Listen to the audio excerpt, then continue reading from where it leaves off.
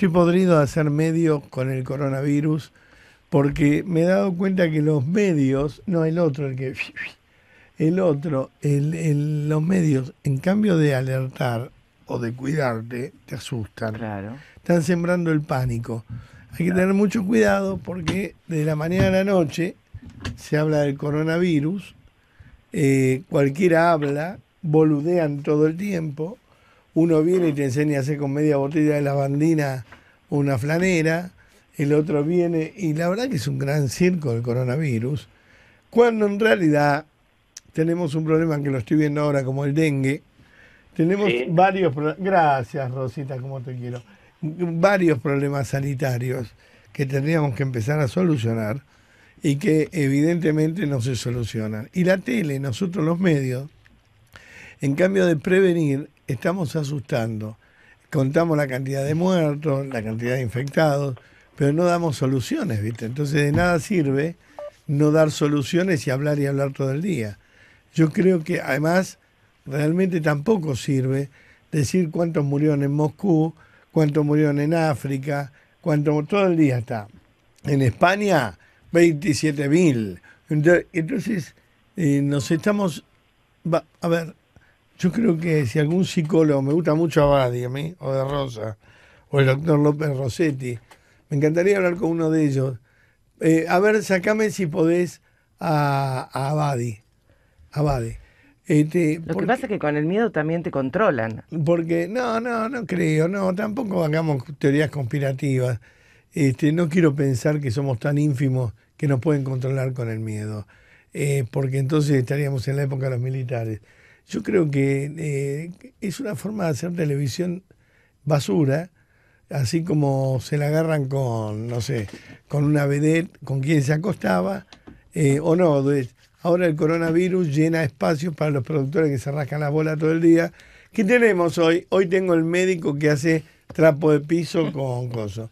Y no estamos aportando nada productivo a la gente. Lo ideal, es más, analicé algo. Parece que el presidente tiene que estar pidiéndole por favor a la gente que no salga y convenciéndonos como criaturas que nos tenemos que vacunar. O sea, quédense, son 7 días más, 15 días más, como un gran padre. Ahí está el problema. Y creo que nosotros no tenemos que ser convencidos. Tenemos que tener la madurez suficiente para saber que si salimos nos morimos. No es un bien que le está haciendo el Estado al ser humano. Es un bien que nos estamos haciendo nosotros mismos. Entonces dice, hoy habla Alberto. Alberto dice, vamos a estirarla porque quiero la cuarentena hasta dentro de 15. No. Muchas gracias, le agradezco que me cuide. Pero la cuarentena se va a hacer el tiempo. Yo creo que hay que hablarle sinceramente a la gente y decirle, miren, muchachos, hasta que esto no pase, si salen se mueren. No, que le vamos a estirar hasta el 20. Y la gente dice, pero es hasta el 26, ¿no? Pero pará, que no te está estirando los plazos de la tarjeta de crédito. Te está hablando del contagio y de la muerte. O sea, que creo que tenemos que tener la madurez suficiente para nosotros mismos frenar la historia. Qué flaco que está Bocelli. Sí. ¿No? ¿Tendrá algo malo? Hace un tiempo ya que viene adelgazando. No. Está muy. Está flaco mal.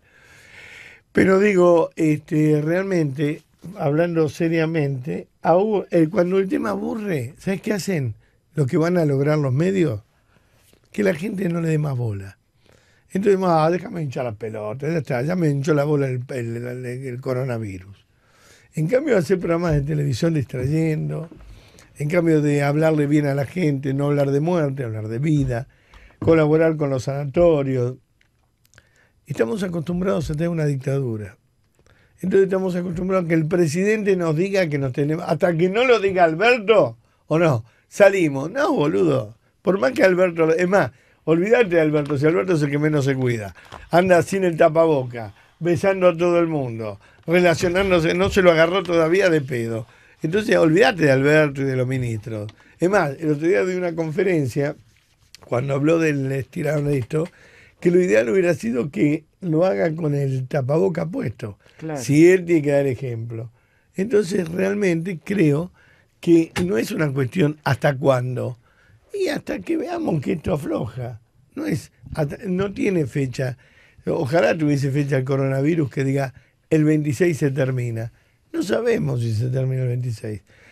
Es más, esto hasta marzo del año que viene no vamos a tener ninguna novedad, ni de una vacuna ni de nada. Entonces, no rompan los huevos con que ahora hasta cuándo es.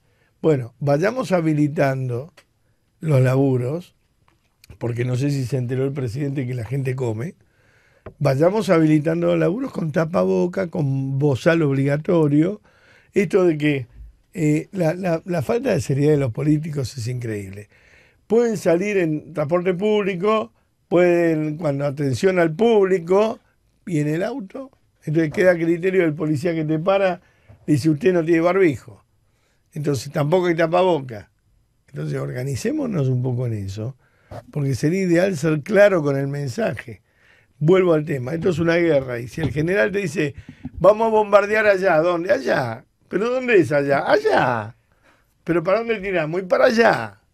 Seamos claros en el discurso.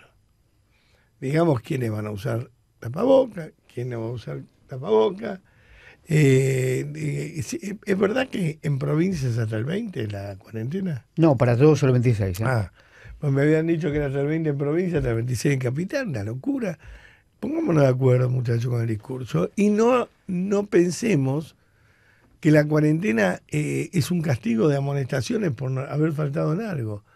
La cuarentena es un tema para protegernos porque un Estado como este nos está saliendo bien de pedo, pero no tenemos ni los reactivos, ni tenemos armada la historia como no tiene nadie. La verdad, Estados Unidos, acá hay un antes y un después. Cada vez que después las potencias hablen, ¿de potencia de qué sos, boludo? ¿Potencia de qué? Si no pudiste parar un virus, ¿de qué sos potencia? Es muy fácil romper un vidrio. Lo difícil es hacer un vidrio. Entonces, es muy fácil apretar un botón y romper un país. Lo difícil es hacer un país. ¿Entendés? Entonces yo creo que esto cambia la óptica y cambia también ese cholulismo que tuvimos toda la vida de pensar que Putin y que Trump y que son potencia y que cuidado con el cuco, porque lo matás con un mosquito. Entonces, si el mosquito vale más que un Mirage, no son tan potencia. Y en cuanto a la Argentina, explicar que no necesitamos caciques y que poco tiene que ver la política con el virus, que no se la apropien como líder de una campaña para proteger la vida de la gente, porque para proteger la vida de la gente no hay que afanarle con los fideos. Para proteger la vida de la gente no hay que robarle los hospitales ni hay que inaugurarlos 3 veces. Para proteger la vida de la gente no hay que afanarse un PBI. La vida de la gente se la protege haciendo hospitales, en 40 años de democracia habiendo tenido respiradores, pulmotores, hospitales aptos. Lo mismo que se levanta en un día en Harlingham, tuvieron 40 años para levantarlo y nunca lo hicieron.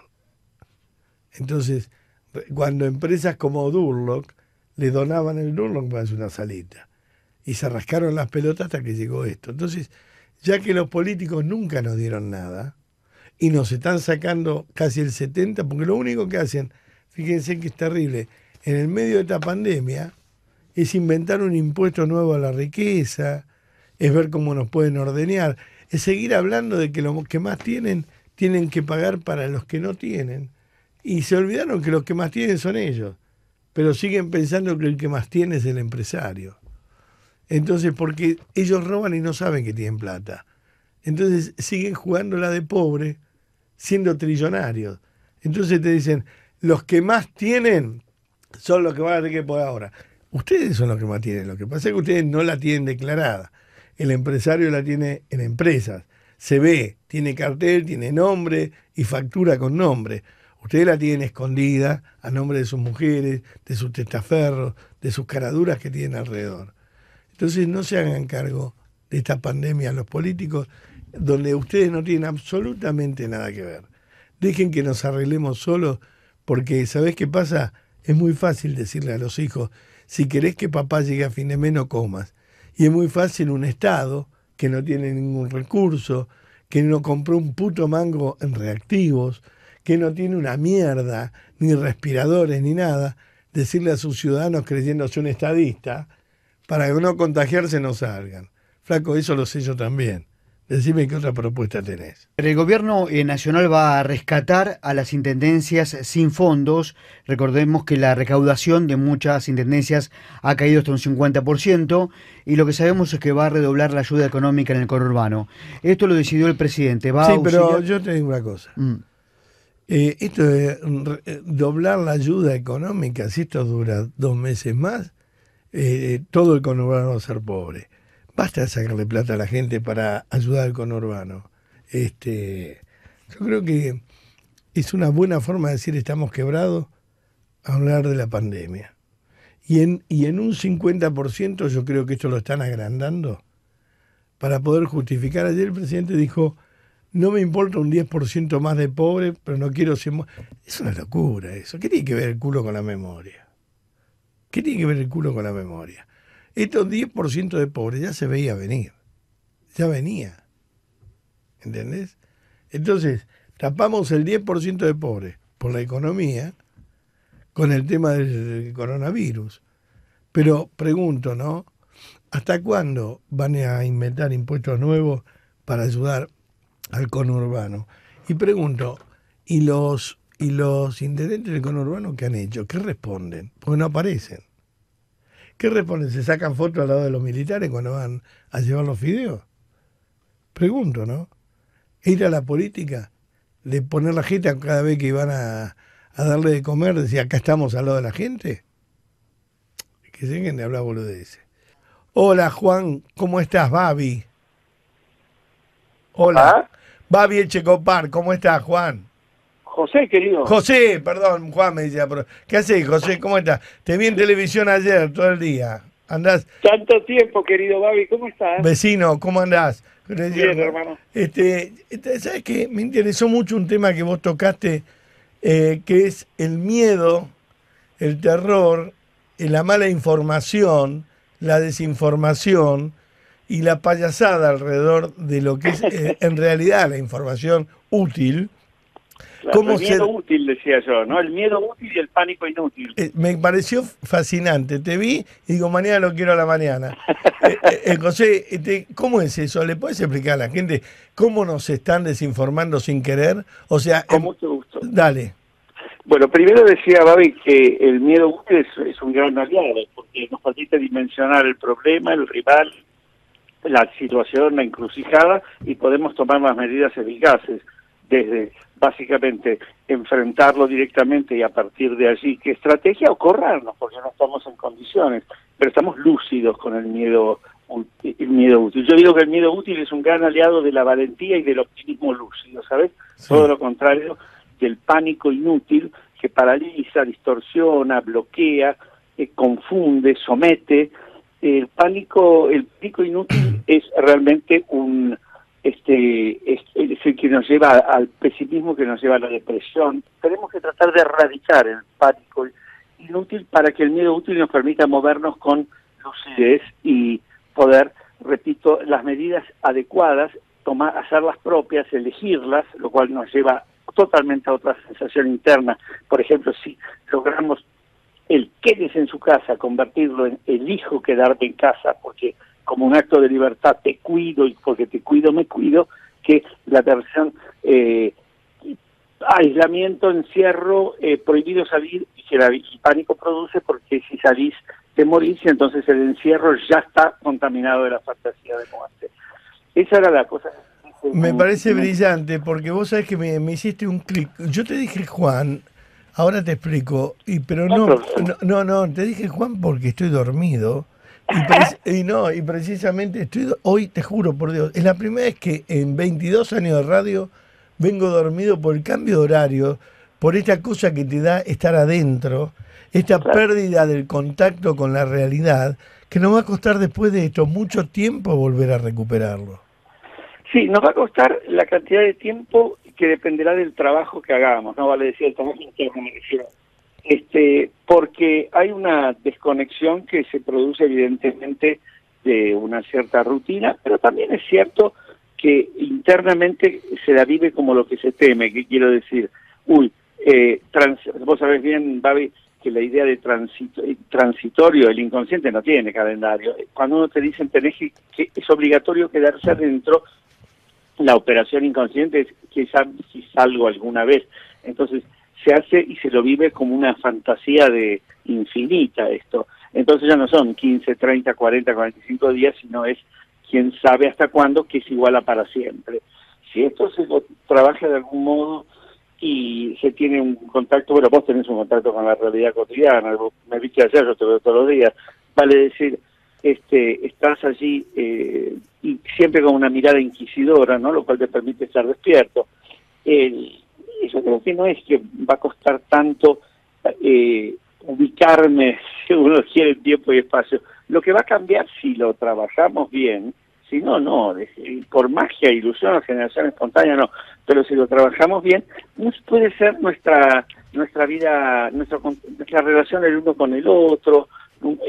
Podemos a lo mejor sentir que no te digo la gran transformación estructural, pero ciertos cambios de ciertas costumbres nuestras podemos llegar a hacerlas, y si las trabajamos pueden ser las positivas las que tengamos que lograr. Lo que pasa, José, pero esto hoy me desperté con esta idea y te voy en el buen sentido de la palabra a utilizar mucho esta semana y la que viene, lo que haga falta, porque yo creo que sos el tipo, no, claro, porque además sos el tipo que la tiene clarísima para avisarle a la gente que hay un paso, porque no es lo mismo, no quiero salir porque me estoy cuidando, a esperar el discurso del presidente para ver cuándo nos van a dar la llave.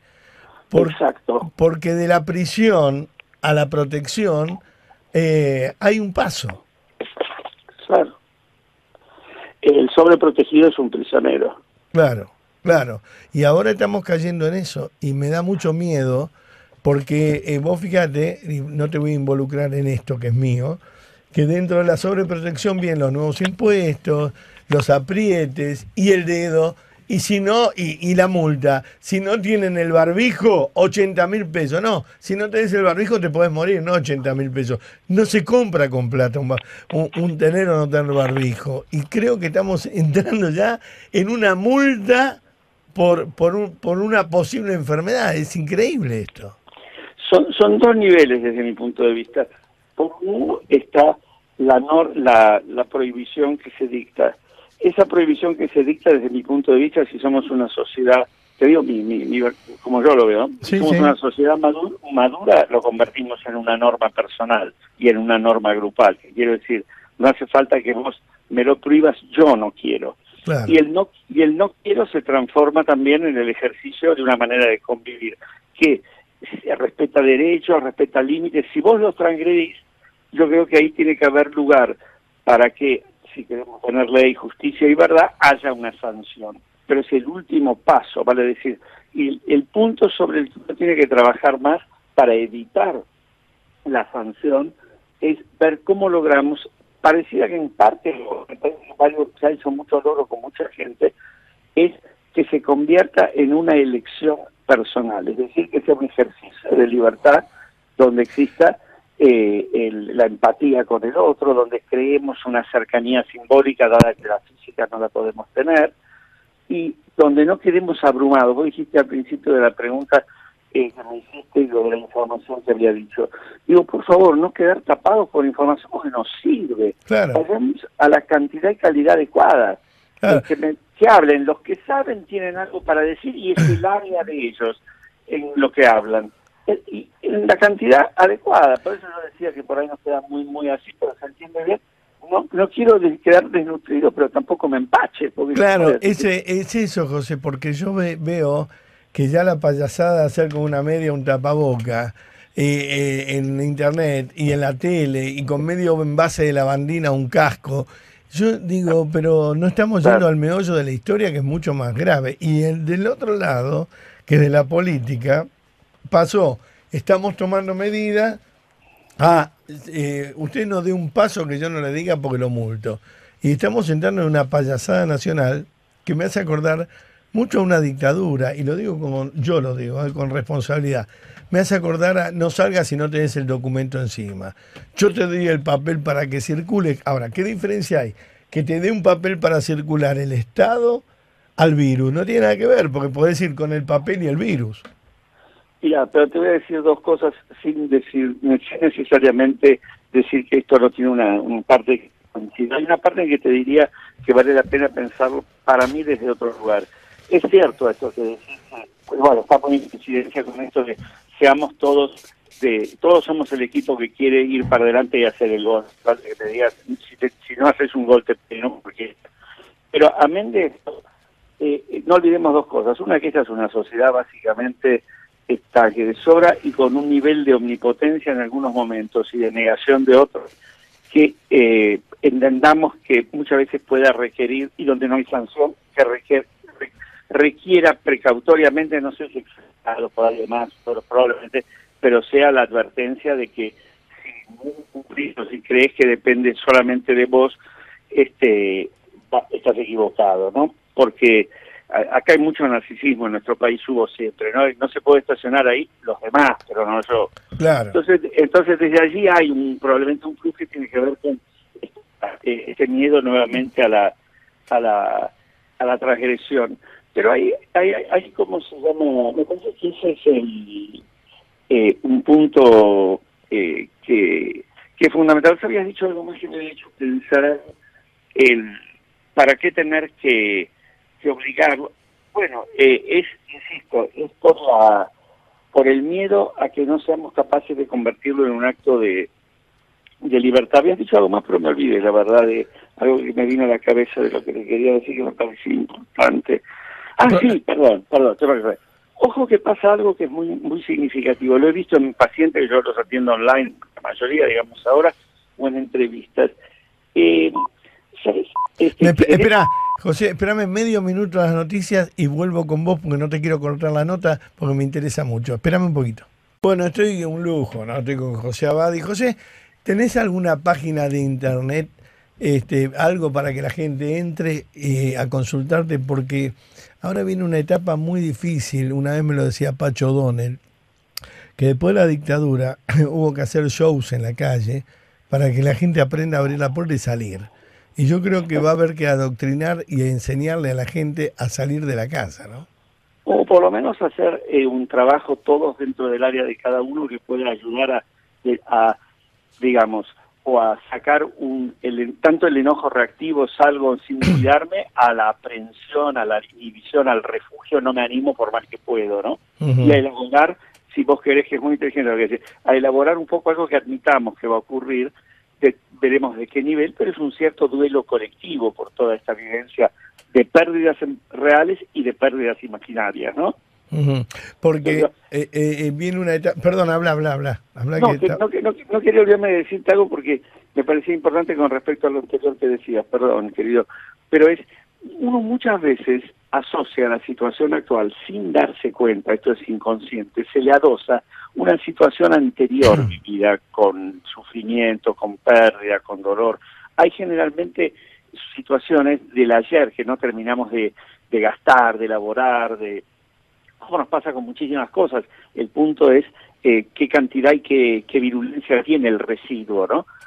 A veces están allí guardadas, son sombritas que guardamos de nuestra historia, pero cuando hay una situación como la actual, muchas veces se recargan y se adosan, impregnan lo actual y le confieren un sentido mucho más, a veces distinto, pero sobre todo mucho más enorme, mucho más de drama, ¿no?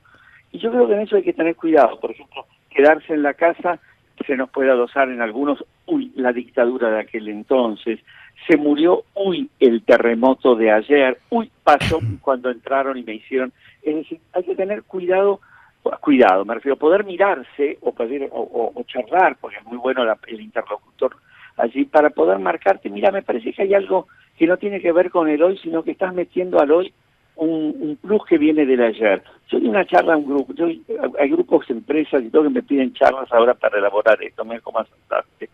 Y trabajamos con un grupo de una empresa, el señor me dijo algo, ¿tengo medio minuto, papi? Tenés todo el tiempo del mundo. Y uno de los que escuchaban, un señor, un aspecto veía yo por el video, muy muy agradable, muy muy humano, me dice, ¿sabe que yo a la noche, me dice, pues qué me pasa? Mi mujer está bien, mi hija también, están durmiendo, yo gracias a Dios en casa estoy, pero me levanto en un momento a la noche, porque naturalmente el sueño cuando hay angustia se altera, y empiezo a caminar, y hay mucho silencio, me dice. Le digo, sí, no, pero paso y no escucho nada, digo, pero ¿qué hora es? Me dice, no, son 2, 3 de la mañana, pero no sé por qué escucho mira qué interesante, por qué escucho tanto ese silencio, y pienso, ¿están vivas? ¿Están muertas? ¿Estamos? No está más, y me agarra una vivencia de enorme congoja. Digo, qué increíble. ¿Le puedo pedir un favor? Le digo, sí, dígame algo respecto al silencio. Olvídese esto, hay un silencio que usted lo vincula al, y se detiene unos segundos, dice, no, espere, dice, ¿usted sabe que cuando murió mi madre, pero yo era chico, me dice, y la estaban por sacar al cajón, de repente me acuerdo que como pibe pensé, uy, pero no habla nadie acá, le digo, tengo la impresión que estamos poniendo algo de ese ayer acá también, y esto se convierte en el miedo del mañana, es lo que no se terminó de gastar del ayer. Es verdad, porque yo te voy a contar que un amigo mío, Fernando Barbeito, me dio unas máscaras que las llevé al hospital de San Isidro para que tengan de más. Y resulta que cuando las voy a llevar escuché una ambulancia y comencé a llorar. Y no sabía por qué, y era porque se me había reflejado el momento tan grave de mi vida con los tiros y aquella historia, y la ambulancia y el hospital, y ese sonido me trajo la memoria emotiva de ese momento. Es increíble, claro. Sí, es así. A vos y a cada uno de nosotros nos pasa lo nuestro con nuestra sombra, las pérdidas grandes que hemos tenido, muchos de nosotros los dolores muy fuertes, ¿no? Esos impactos que nos corrieron del tablero. Por eso creo que es bueno tener presente, y es tan buena la interlocución, ¿no? ¿Sabes, querido? Por eso creo que hace tanta falta en este instante, en este momento de la Argentina, el volver a explicarle a la gente, porque se la explicó tanto y mal. Mirá, yo este fin de semana yo pienso mucho, pienso, y digo, estoy encerrado en esta cuarentena, porque aunque yo tengo permiso de salir, lo tengo para trabajar, no para andar por la calle haciéndome el Superman. Entonces, y decía, pero si yo cuando tenía el permiso, cuando no estaba esto, no salía tampoco, me quedaba adentro mirando tele, y más de una vez dije, qué ganas de no ir a ningún lado, ¿viste? Pero por eso, sí. la paradoja, ¿no? Se vive uno quejando de la rutina y parece que se la añora, porque en los momentos de angustia, la rutina, ¿sabés lo que es seguridad, es previsibilidad. La gente quiere previsibilidad. Desgraciadamente, ese plus de necesidad de previsibilidad es lo que opera muchas veces contra lo útil del cambio, ¿no? Contra lo necesario. Pero la idea de ya sé lo que va a ocurrir, conozco el futuro, una ingenuidad, pero inconscientemente se lo vive así. Entonces, o la gente que dice estoy aislado. Perdón, vivimos en un mundo de una vertiginosidad, de una velocidad, de una superficialidad, de un contacto sin profundidad. Yo podría pensar también, ¿estás seguro que recién ahora estás aislado? O a lo mejor podés empezar a mirar distinto lo que ocurre respecto al aislamiento. ¿Vos sabés? Es el costado interesante de eso. No, es que no nos acostumbramos a descansar sin culpa. Porque exacto. Ahora, viste, no hay culpa. Podés estar en la cama a diferentes horarios, en diferentes horarios, podés mirar la tele, podés estar en pantuflas sin que nadie te diga que sos un vago. Y no te acostumbrás y decís, no, yo tengo que hacer algo, no puedo estar así. Y no la patología de la productividad se llama eso. Claro, y precisamente no tenés que hacer nada. Y nadie quiere no hacer nada. Aunque después cuando le mandan a hacer algo no tenga ganas. ¿Sabés cómo lo llamaba Aristóteles eso? Pero que vos estás diciendo, Aristóteles decía que todo el sentido de la vida es poder encontrar la armonía, ¿no? Es decir, en todo caso el punto medio, la coherencia. Entonces, ¿qué necesitamos? ¿Hacia qué tiene que tender el hombre? Lo decía explícito, hacia el ocio. Tenemos que salir del negocio, la negativa del ocio, para alcanzar el ocio, porque va a ser cuando tenemos una relación con nosotros y una permeabilidad para entender la naturaleza y el mundo, que es, según él, lo que nos acerca a la sabiduría. Mira que interesante cómo se asocia con esta especie, ¿no? La idea de... Laín Entralgo, ¿sabes? Que era un médico, no sé, de más de hace 60 años, y era un libro que tenía mi viejo cuando falleció, papá, y miraba la biblioteca y todo, encontré, digo, ¿qué es esto? Y me lo llevé hace como muchos años, ya papá murió hace mucho, y se llamaba El ocio. Digo, ¿qué es esto? Qué raro. Un libro formidable. Nosotros vivimos cerca, por ahí tenemos que alcanzar en un momento. ¿Cómo se llama? El ocio es un grado de... Hay que salir de la religión del trabajo, decía él. Tomar el trabajo no como un dogma, sino como intentándolo hacer como una actividad que tratemos de que sea lo más auténtica posible y propia. Es que el ocio no es fácil. Por supuesto, no, es una de las, para mí, es uno de los baches grandes de nuestra sociedad, de nuestro hoy. Y bueno, porque dentro del ocio te encontrás con el yo, te encontrás te encontrás con vos de frente. Mirá, y una cosa, José, como ahora voy a pedir un programa de 1 hora con vos en tele para charlar mucho de esto. No, en serio, acá, para que te vengas un día de esta semana, porque me fascina. Y otra cosa que pensé mucho, y no quiero faltar al respeto, porque acá no se sabe interpretar las cosas. Todos tenemos gotas de sangre judía en las venas. Y cada vez que aparece una prohibición a salir, se te cruza un alambre.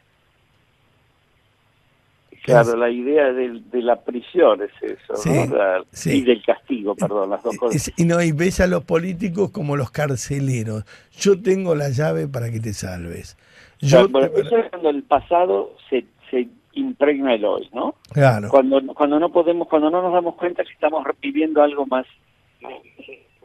Bueno, la otra que está muy ligado a esto es sacarle a la gente la fantasía, a veces se dice consciente, pero otras está ahí latiendo, que es la idea de que este es un castigo divino porque somos una sociedad pecadora, ¿no? Claro. Una humanidad.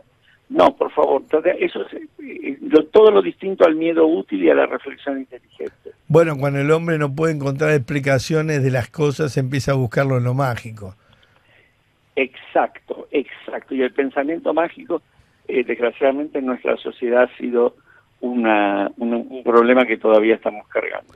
Bueno, José, te voy a seguir molestando mucho. No me molestas nunca, querido. Y además nos debemos una comida en Tigre desde que éramos libres. Pero te juro por Dios que termina esto y me quiero sentar a disfrutarte en un asado. Hermano, te mando un abrazo. Un beso a la familia. Chao, este hombre es, para mí, yo tengo Serrat, en la Argentina está él, me parece lo más grande que hay. Y yo le sugiero a toda la gente de los medios que lo llamen a José a hablar, porque viene una etapa de despertar, viene una etapa de apertura, viene una etapa de concientización y de madurez, que si no la logramos, por más que nos salvemos, estamos muertos. Si después de esto nosotros seguimos dependiendo del Estado como hijos de la teta, estamos muertos. Yo creo que esto nos tiene que enseñar, entre varias cosas, es que en los momentos extremos nos salvamos metiéndonos adentro. El Estado no nos va a dar lugar.